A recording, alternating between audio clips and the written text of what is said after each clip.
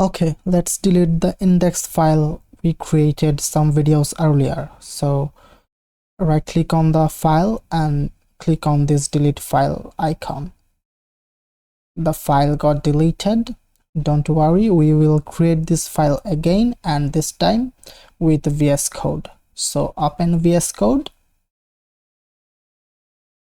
click on this new file button, or you can go to this file menu and click on this new file button. Give this file a name, which is index, then hit enter. Give an extension, which is .html, and choose a location where the file will be saved, and click on this create file button. See, our file got created. Right click on the file and open with Google Chrome. The output is empty because we don't have any code in our file. Let me put Google Chrome and VS Code side by side so it is easier to code and see the output.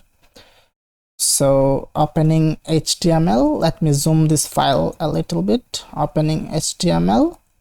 See, when I finish writing the opening tag, VS Code automatically writes the closing tag for me.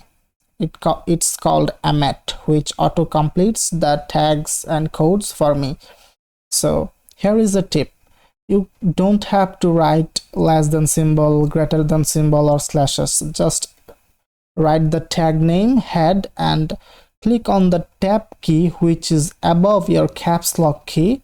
Then see, the opening tag and closing tag is auto completed by VS Code. That's cool. So again, write title and hit on the tab key. See, the opening tag and the closing tag is auto completed by VS Code Emmet. So we will put the title here, Harry Potter, and let's add some content. So we have to add the body tag. So write body and hit the tab key. See, the opening body and closing body tag is auto completed by VS Code Emmet. So let's add content, which is hello world. Control S to save and go to browser. Click on this refresh button. See, the title is now Harry Potter and the content is hello world. So let's change the hello world to hello earth. Control S to save, go to browser and refresh. See, the content is now hello earth. So you can see whenever we make changes to our file, we have to go to the browser and click on this refresh button to see the changes. So this can be a hassle and time consuming for every time going to the browser and clicking on the refresh button. So to overcome this issue, we can install an extension in VS Code. So click on this square icon and search for Preview on Web Server and install this extension, which is from UC Nukiyama. I'm sorry if I pronounced that wrong, and click on this install button. Yeah, the extension got installed. So close this menu and close this panel also, and right click on the file. You will get an option which is launch on browser. Click on this launch on browser button.